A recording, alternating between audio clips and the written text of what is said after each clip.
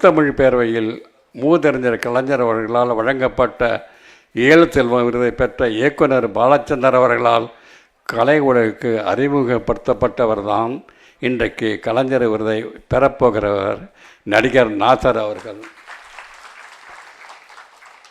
அவர் இயற்பெயர் நாசர் முகமது. இயக்குனர் பாலச்சந்தர் இயக்கத்தில் 1985ஆம் ஆண்டு வெளிவந்த கல்யாண அகதிகள் படத்தில் அறிமுகம் நாசர் முகமது என்று பெயர் போடப்பட்டிருந்தது. பிறகு நாளடைவில் கலை உலகத்தாரால் நடிகர் நாசர் என்று அன்புடன் அழைக்கப்பட்டார். நடிப்பாற்றலால் குணச்சித்திர பாத்திரமா, வில்லனா, நகைச்சுவை பாத்திரமா எல்லாவற்றையும் ஏற்றி நடத்து பன்முகத்தன்மையோடு சாதனைகளை செய்து கொண்டிருப்பவர்தான் நடிகர் நாசர் அவர்கள்.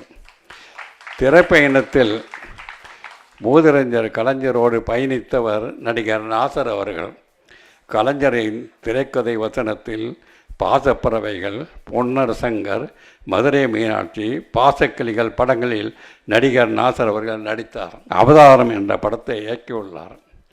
அவருடைய நடிப்பாற்றலால் தமிழ், மலையாளம், கன்னடம், தெலுங்கு என்ற எல்லா மொழிகளும் நடித்தது மட்டுமல்லாமல் தன்னுடைய உழைப்பால் 500 படங்களுக்கு மேல் நடித்தது மட்டுமல்லாமல் இன்றைக்கும் நடித்து கொண்டிருக்கிறார். இன்றைக்கு நடிகர் சங்க தலைவராக கலை உலகத்தை கட்டி காக்க வேண்டும் என்ற முயற்சியை மேற்கொண்டு வாழ்ந்து வருபவர்தான் நடிகர் நாசர் அவர்கள்.